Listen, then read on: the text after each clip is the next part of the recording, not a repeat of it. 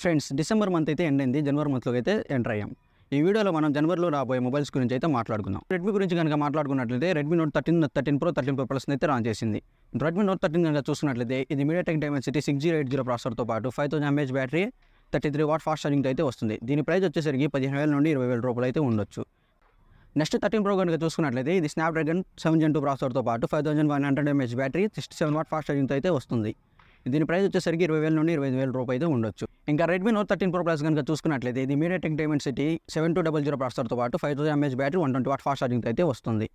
Next Vivo వచ్చేసరికి Vivo X సిరీస్ని అయితే launch చేసింది. X100 Pro వీళ్ళు వచ్చేసరికి ఎక్కువ కెమెరాస్ మీద అయితే ఫోకస్ చేస్తూ ఉంటారు. దీని ప్రైస్ వచ్చేసరికి అరౌండ్ 60 to 70K వరకు అయితే ఉండొచ్చు.